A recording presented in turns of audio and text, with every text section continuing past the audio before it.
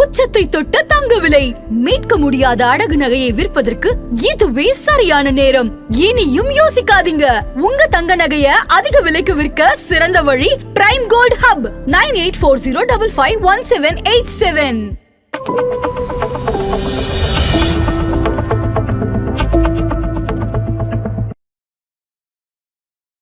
So இப்போ வந்து யங்ஸ்டர்ஸ்க்கு வந்து ஃபினான்ஷியல் லிட்ரஸி இருக்க வேண்டியது எந்த அளவுக்கு அவசியம்? இது குழந்தையிலேருந்தே கற்றுக் கொடுக்கறது ரொம்ப அவசியமா சார்? ஒன்று, ரொம்ப சீக்கிரம் பணக்காரன் ஆகணும். ரெண்டாவது வந்து கடைசி காலத்தில் என்ன பண்ணுறோம், விட்டதை பிடிச்சிடணும் அப்படின்னு நினைக்கிறோம். இந்த ரெண்டு தான் எப்போவுமே. ஸோ இந்த ரெண்டுமே வந்து ரொம்ப ரிஸ்க்.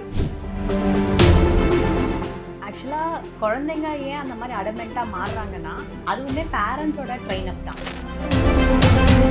ஃபர்ஸ்ட் மணி இஸ் மேட்டர்ன்றதை முதல்ல சொல்லி தரணும். அதுக்கப்புறம் கேட்ட உடனே எதுவும் கிடைக்காது, கொஞ்சம் டிலே எடுக்கும், இல்லைன்னா அது தேவையா அப்படின்றதெல்லாம் யோசிச்சு தான் அதுக்கான விஷயத்த வந்து அவங்க கொடுக்கும் போது தான் அந்த பொருளுக்குமே ஒரு வேல்யூ இருக்கும்.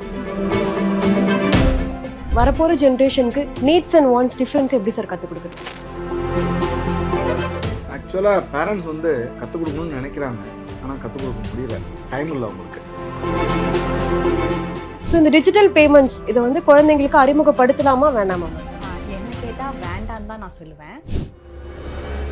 ஆக்சுவலி பார்த்தீங்கன்னா இப்போ அந்த காலத்துலலாம் பார்த்தீங்கன்னா எங்கள் அப்பா வந்து சம்பாதிச்சுட்டு வந்து என்கிட்ட வந்து ஒரு கட்டு பணத்தை கொடுத்து இது எண்ணுமான்னு சொல்லுவாங்க. அந்த பணத்தோட வாசம் எனக்கு தெரியும், அந்த பணத்தை எவ்வளோ ஃபாஸ்ட்டாக எண்ணுவேன்னு எனக்கு தெரியும். இப்போ இருக்க குழந்தைங்கிட்ட ஒரு கட்டு பணத்தை கொடுத்து என்ன சொன்னால் அவங்களால எண்ண முடியுமா? ஆதன் பிஸ்னஸ் நேயர்களுக்கு வணக்கம். இன்னைக்கு நம்ம கூட வீல் அகாடமியினுடைய ஃபவுண்டர் கார்த்திகேயன் அவர்களும் கோ-ஃபவுண்டர் ஸ்வப்னா பாபு அவர்களும் தான் ஜாயின் பண்ணியிருக்காங்க. வாங்க பேசலாம். வணக்கம். வணக்கம். எப்படி மேம் இருக்கீங்க? சரி, இப்போ வந்து நிறைய விஷயங்கள் வந்து தொடர்ந்து பார்த்துக்கிட்டே வரும். ட்ரேடிங் ஸ்கேம், ட்ரேடிங்கில் வந்து நிறைய பணம் லாஸ் பண்ணுறது இப்படி இல்லாமல். ஸோ இது அதிகமாக மாற்றுறதுன்னு பார்த்தீங்கன்னா யங்ஸ்டர்ஸ் தான்.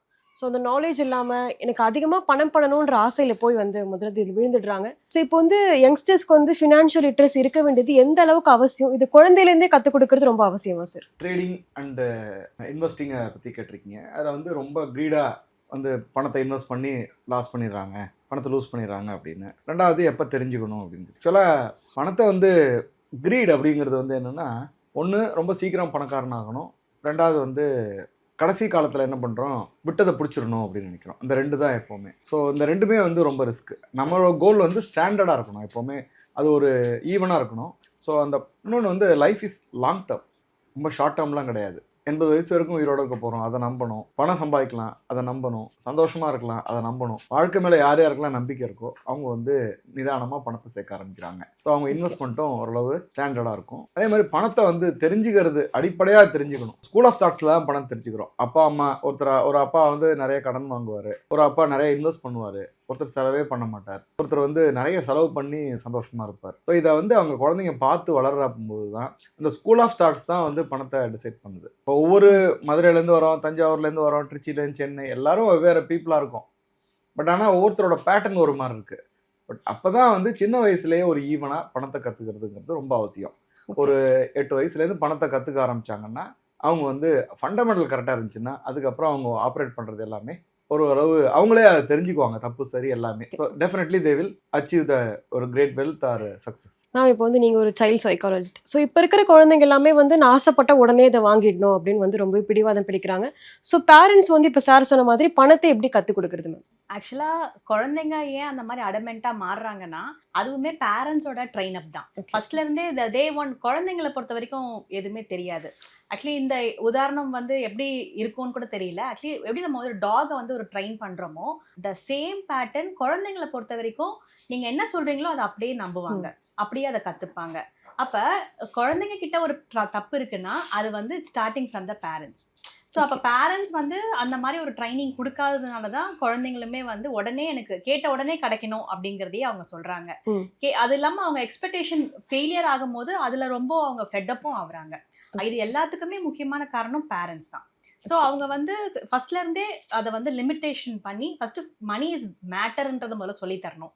அதுக்கப்புறம் கேட்ட உடனே எதுவும் கிடைக்காது, கொஞ்சம் டிலே எடுக்கும், இல்லைன்னா அது தேவையா அப்படின்றதெல்லாம் யோசிச்சு தான் அதுக்கான விஷயத்த வந்து அவங்க கொடுக்கும் போது தான் அந்த பொருளுக்குமே ஒரு வேல்யூ இருக்கும். இல்லைன்னா வாங்கினதுமே உடைக்க தானே செய்யறாங்க பசங்க. ஸோ அப்போ வந்து இது பேரண்ட்ஸ் கிட்ட இருந்து தான் இதை ஆரம்பிக்கணும். அப்பதான் இது வந்து சரியா வரும். உடனே கேட்ட உடனே வாங்கி கொடுக்கறது இட் won't be வேல்யூ. அந்த குழந்தைங்களுமே அதை வேல்யூவா அதை எடுக்க மாட்டாங்க. சார் மேம் சொன்ன மாதிரி வந்து பேரண்ட்ஸ் தான் ஃபர்ஸ்ட் ஸ்டார்ட் பண்ணணும். ஸோ இப்போ இருக்கிற பேரண்ட்ஸ் வந்து வரப்போற ஜென்ரேஷனுக்கு நீட்ஸ் அண்ட் வாண்ட்ஸ் டிஃபரன்ஸ் எப்படி சார் கற்றுக் கொடுக்குறது? ஆக்சுவலாக பேரண்ட்ஸ் வந்து கற்றுக் கொடுக்கணும்னு நினைக்கிறாங்க, ஆனால் கற்றுக் கொடுக்க முடியல, டைம் இல்லை அவங்களுக்கு. ஏன்னா அவங்களோட 18 மணி நேரம் நீ வேலை பார்க்குறாங்க எல்லாரும். ஸோ அதை குழந்தைங்க கூட ஸ்பெண்ட் பண்ணுற டைம் குறைச்சலாக இருக்குது. உண்மையாக சொன்னால் தாத்தா பாட்டி தான் எப்போவுமே பேரண்ட்ஸ் கூட குழந்தைங்க கூட பேர பசங்க கூட ஸ்பெண்ட் பண்ணுறாங்க. இது வந்து எல்லாருமே நான் வந்து அப்படி தான் வளர்ந்தேன். இப்போ என் பசங்க அப்படி தான் பாட்டிக்கிட்ட வளர்கிறாங்க. இப்படி தான் பணம் சம்பாதிக்கும். அப்போ வந்து வீட்டில் ஒரு ஃபேமிலியில் என்ன கற்றுக் கொடுக்குறாங்க அப்படிங்கிறது ரொம்ப முக்கியம். அப்போ ஒரு ஒரு ஒரு பொருள் வாங்கணும், எல்லா பொருளும் தேவை மாதிரியே இருக்கும். ஒரு ஒரு ஒரு லைன் உண்டு. இந்த பக்கம் தேவைக்கும் நீடுக்கும் வாண்ட்டுக்கும் ஒரு லைன் இருக்குது, ட்ரா பண்ணணும். எனக்கு லேப்டாப் வேணும் இன்றைக்கே வாங்கி ஆகணும் அப்படின்னா லேப்டாப் ஒரு சாதாரண எக்ஸல் வேர்டு யூஸ் பண்ணுறதுக்கு ஒரு சாதாரண லேப்டாப் வரும். ஆனால் நான் ஒரு ஆப்பிள் லேப்டாப் தான் வாங்கணும் அல்லது ஒரு பெரிய ஹை எண்ட் லேப்டாப் தான் வாங்கணும் அப்படிங்கும்போது கடைசியில் அதில் என்ன யூஸ் பண்ணுவோம்? ஒரு 4 யூடியூப்பை பார்க்குறதுக்கும் ஒரு எக்ஸல் வேர்டை பார்க்குறதுக்கும் யூஸ் பண்ணுறோம். அப்போ என்ன மாதிரி ஒரு ஸ்பெசிஃபிகேஷனில் வாங்குகிறோம் அப்படிங்கிறது முக்கியம். என்ன பிராண்ட் வாங்குறது முக்கியம். நீடுங்கிறது இன்றைக்கி அது இல்லைன்னா வேலையே செய்ய முடியாது, நின்று போயிடும் அப்படிங்கிறது அவசியம். இன்றைக்கி ஒரு அயன் பாக்ஸ் இருக்குது, வாங்கியே தீரணும். அல்லது ஒரு குக்கர் இருக்குது, சமையலுக்கு வாங்கி தான் தீரணும் அப்படின்னா அது ஒன்றுமே பண்ண முடியாது. ஆனால் இன்றைக்கி வந்து ஓவன் வாங்கி ஆகணும் அப்படிங்கிறது அது நீட் ஆகிடுது, அது வாண்ட் ஆகிடுது. ஸோ அப்போ வந்து இது ஒன்று பொருளோட அந்த நீடு வாண்ட்டு வித்தியாசம் பார்க்கணும். ரெண்டாவது பொருளோட விலை ஆர் ஸ்பெசிஃபிகேஷன். இந்த விலைக்கு வாங்குகிறோம், பிராண்டடாக போகணுமா வேணாமா, நம்ம பர்பஸ் சால்வ் பண்ணிடுச்சுன்னா ஓகே. நான் இப்போ வந்து சார் சொன்ன மாதிரியே வந்து பேரண்ட்ஸ் கற்றுக் கொடுக்க நினைக்கிறாங்க, ஆனால் வந்து அவங்களுக்கு அவ்வளோ டைம் இல்லை. ஸோ இப்போ இருக்கிற ஜென்ரேஷன் பார்த்தீங்கன்னா அப்பா அம்மா 2 பேரும் வேலைக்கு போகிறாங்க, குழந்தைங்க வந்து டே கேர்லையோ இல்லை வந்து கிராண்ட் மதர்ஸ் தான் பார்த்துக்கிறாங்க. ஸோ இதுலேருந்து இப்படி பேரண்ட்ஸ் வந்து எங்கே தவறுறாங்க இந்த சொல்லிக் கொடுக்கறதுல குழந்தைங்களுக்கு? பேரண்ட்ஸ் வந்து இப்போ இருக்க சொசைட்டிலையுமே கண்டிப்பாக அந்த பேரண்ட்ஸ்க்கு வந்து டைம் இல்லை தான், ஓடுறாங்க நிறைய. பட் ஆனால் parents want to know this. அந்த மணியும் சரி, அவங்க பண்ணுற அந்த போடுற எஃபெக்டும் சரி, குழந்தைங்களோட ஃபியூச்சருக்காக தான். அந்த குழந்தைங்க கிட்ட எதனா ஒரு தப்பு நடந்துருச்சுனாக்கன்னா அதை நம்மளால டாலரேட் பண்ணிக்கவே முடியாது. அப்ப இப்ப இருக்க சொசைட்டில ஃப்ரீடமா குழந்தைங்களை விடுறதுமே ரொம்ப தப்பு தான். குழந்தைங்களுக்கு பேரண்ட்ஸோட இன்ஃப்ளூயன்ஸ் கண்டிப்பா தேவை. அவங்க என்னதான் பிஸியா இருந்தாலும் கண்டிப்பா அவங்களோட டைமை வந்து பிரேக்கப் பண்ணி ஒரு 1/2 hour, அதாவது ஸ்கூல்ல இருந்து வந்ததோட இல்லைன்னா அவங்க வேலையில இருந்து வந்ததுக்கு அப்புறமா இப்பெல்லாம் வந்து பேரண்ட்ஸ் என்கிட்ட வந்து சொல்றது என்னன்னா, நான் வந்து எவ்ரி சண்டே தான் குழந்தைய பார்ப்பேன். ஏன்னா நான் ஆஃபீஸ் போகும்போது அவங்க தூங்குவாங்க, அவங்க தூங்குனதுக்கு அப்புறம் தான் நான் ஆஃபீஸ்ல இருந்து வருவேன். இந்த மாதிரியான டைலாக்ஸ்லாம் நான் நிறைய கேட்கிறேன். அப்ப வந்து குழந்தைங்களுக்கும் பேரண்ட்ஸ்க்கும் இருக்க கனெக்ஷனே அங்க விட்டுடுது. அப்ப பேரண்ட்ஸ் வந்து அதாவது அடிப்படையா சில விஷயங்களை குழந்தைங்களுக்கு சொல்லி தரணும். அதுலதான் இந்த நீட்ஸ் அண்ட் வாண்ட்ஸ் எல்லாமே அதுலதான் வந்து சேருது.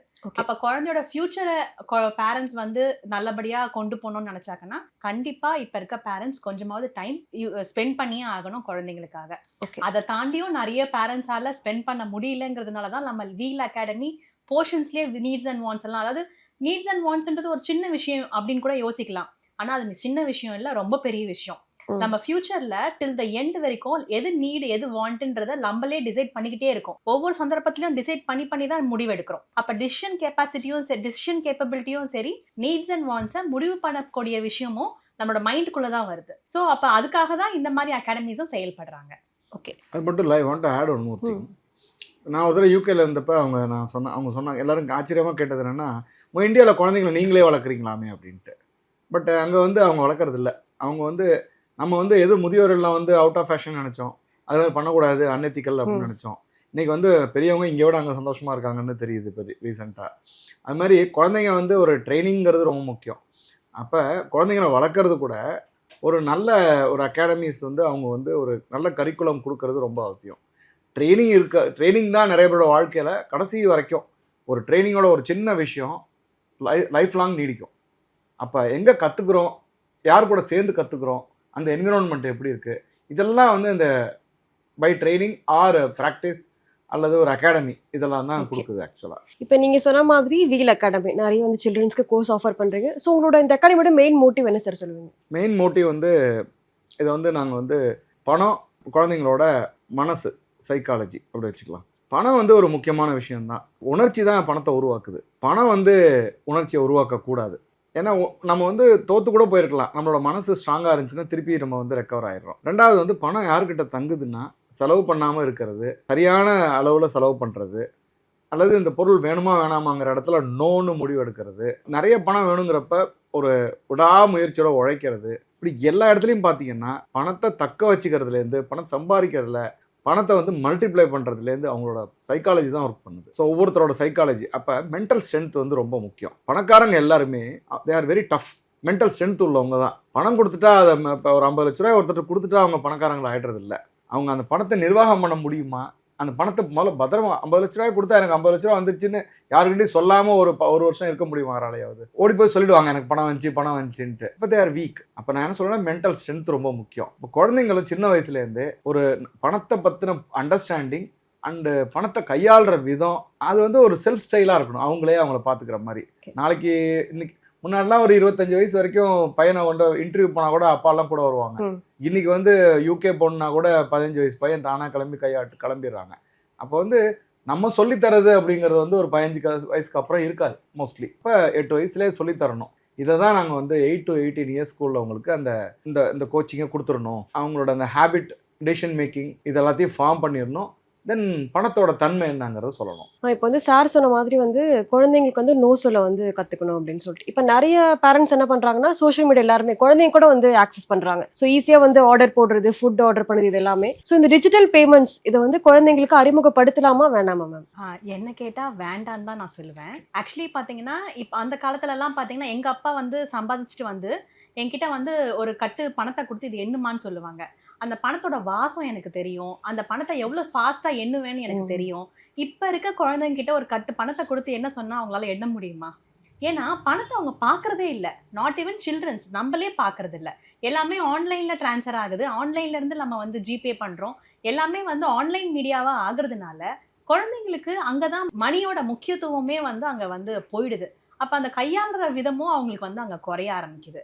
அப்போ குழந்தைங்களுக்கு டிஜிட்டலாக கொண்டு போகலாம் அப்படின்னாக்கன்னா அந்த குழந்தை வந்து எப்போ அதை கற்றுக்கணும், நிஜமாவே அது வேணும் அப்படின்னாக்கன்னா ஆஃப்டர் அந்த குழந்தை வந்து ஒரு 10th ஸ்டாண்டர்டோ இல்லை +2வோ அந்த மாதிரி இல்லை காலேஜுக்கோ போகும்போது டிஜிட்டலில் வச்சு பண்ணுறது ஓகே. பட் ஆனால் சின்ன வயசுலேயே சின்ன சின்ன விஷயங்கள், பக்கத்தில் போய் ஒரு கடைக்கு போய் ஒரு காய்கறி வாங்குறதாகட்டும், ஒரு பால் வாங்குறதாகட்டும், இதெல்லாம் கையில் மணியை கொடுத்து இப்போல்லாம் 15 ரூபா கூட ஜிபே கடை இருக்கு.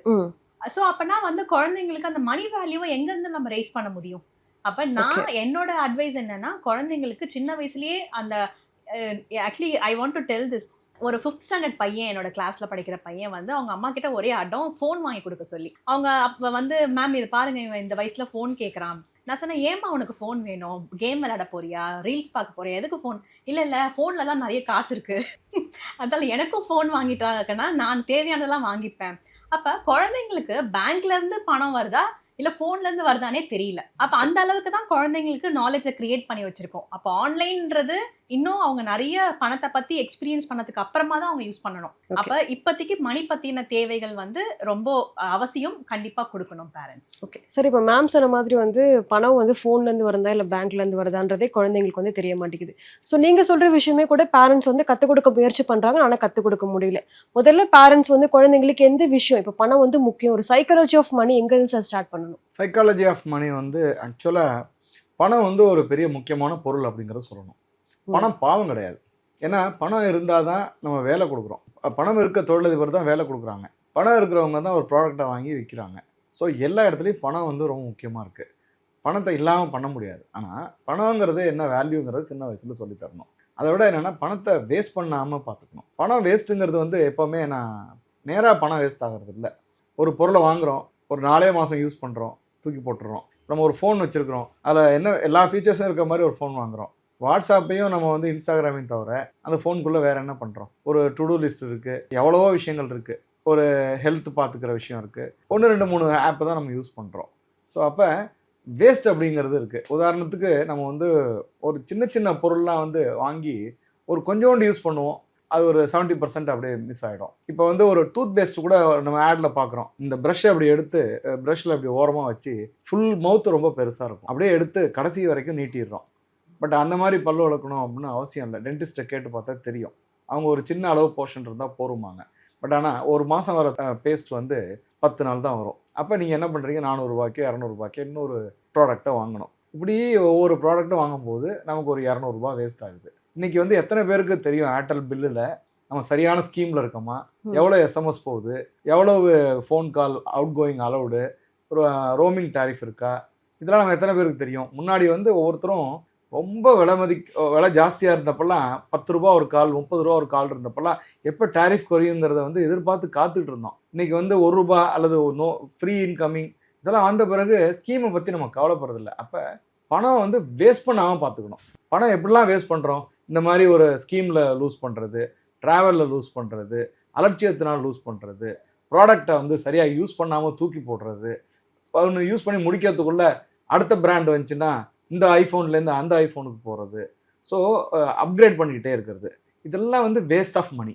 வேஸ்ட்டுங்கிறது ஒன்று ரிவர்ஸ் போனீங்கன்னா பணம் வேஸ்ட்டு, பணத்துக்கு நம்ம உழைக்கிற உழைப்பு வேஸ்ட்டு, நம்மளோட என்டர்டைன்மெண்ட், ஹெல்த் எல்லாமே அங்கே தான் பாதிக்கப்படுது. ஸோ அதனால் we have to focus on எங்கே ஸ்பெண்ட் பண்ணுறோம், எங்கே வேஸ்ட் பண்ணுறோம். ஸ்பெண்டிங்க்கும் வேஸ்டிங்க்கும் நிறைய டிஃப்ரென்ஸ் இருக்குது. Okay, so we have to be careful. இப்போ சார் சொன்ன மாதிரி ஸ்பெண்டிங்க்கும் வேஸ்டிங்க்கும் நிறைய டிஃப்ரென்ஸ் இருக்குது. ஸோ இப்போ வந்து பணத்தை வந்து வேஸ்ட் பண்ணக்கூடாதுன்னு குழந்தைங்களுக்கு கற்றுத்தரணும். அதே சமயம் பணத்தை எப்படி மேம் சேவ் பண்ணுறதுன்னு கற்றுக் கொடுக்குறது. ஆக்சுவலி இது வந்து ஒரு 3 ஜார் மாடல் இருக்கு. நான் எப்பவுமே குழந்தைங்களுக்கு சொல்றது அதுதான். முதல்ல வந்து எந்த காசு வந்தாலும் குழந்தைங்களுக்கு பைசா எப்படி கிடைக்கும் அப்படின்னு நினைக்கலாம். ஆனா குழந்தைங்க கிட்ட தான் நம்ம கிட்ட வந்து கையில பைசா இல்லைன்னா கூட குழந்தை கிட்ட ஒரு 5 ரூபா கூட தான் கொடுத்துருவாங்க. ஏன்னா அவங்களுக்கு தான் தாத்தா பாட்டி கொடுப்பாங்க பணம், அம்மா அப்பா பேக்கெட் பண்ணி கொடுப்பாங்க, நிறைய பணம் அவங்களுக்கு குட்டி குட்டியா சேரும். அப்ப அந்த 3 ஜார் மாடல்ல பாத்தீங்கன்னா ஃபர்ஸ்ட் வந்து பாத்தீங்கன்னா ஸ்பெண்டிங்க்கு, அது வந்து ஸ்டேஷனரி வாங்குறதுக்கோ அவங்களோட ஓன் யூஸ்க்கு சாக்லேட்ஸ் வாங்குறதுக்கு அப்படி வச்சுக்கலாம். ரெண்டாவது ஜார் வந்து அவங்களோட சேவிங்ஸ்க்கு, அதாவது லாங் டேர்ம் கோலை ஒன்று செட் பண்ணி அந்த சேவிங்ஸ்க்கு. தேர்ட் ஜார் வந்து ஒரு கிராட்டிடியூட், அவங்க வந்து யாருக்குன்னா அதை கொடுக்கணும்னா கொடுக்கலாம், தேவையை இருக்கிறவங்களுக்கு கொடுக்கறதுக்கு. ஏன்னா எப்பத்துல இருந்து அந்த குழந்தைங்களுக்கு ஒரு கிராட்டிடியூடையும் சொல்லி தரணும், பழகிறதுக்கும் அவங்களுக்கு ட்ரைனிங் கொடுக்கணும். ஸோ அந்த மாதிரி இந்த மாதிரி 3 ஜார் மாடலை நம்ம குழந்தைங்களுக்கு இப்பவே ப்ராக்டிஸ் பண்ணலாம். அப்ப அந்த குழந்தைங்களுக்கு வர இன்கம், அதாவது குட்டி குட்டி பணம் 10 ரூபா இருக்கட்டும் 20 ரூபா, அதை 3 ஜார்லயும் பிரிச்சு போடும் போது அந்த குழந்தை ஒரு கோலை செட் பண்ணி அந்த கோலுக்காக அந்த சேவிங்ஸை ஸ்டார்ட் பண்ண ஆரம்பிப்பாங்க. அதே மாதிரி ஸ்பெண்டிங்காக அந்த பணத்துல இருந்து செக்ரிகேட் பண்ணுவாங்க. இப்ப பேரண்ட்ஸ் என்ன பண்றாங்க, எனக்கு இது வேணும், ஒரு ஸ்டேஷனரி வேணும்னா கூட இம்மிடியா கொடுத்துடுறாங்க. ஒரு பெண் இருக்கும்போது இன்னொரு பெண்ணு வாங்குறாங்க குழந்தைங்க. அப்ப அங்க ஸ்பெண்டிங்கும் குறையும். அப்ப நம்ம சேவிங்ஸும் அங்க நடக்கும், ஸ்பெண்டிங்கும் குறையும், அது இல்லாம கிராட்டிடியூடும் அங்க நடக்கும். அப்ப ஒரே இடத்துல 3 விஷயம் அந்த குழந்தைங்க வந்து கத்துக்க ஆரம்பிப்பாங்க.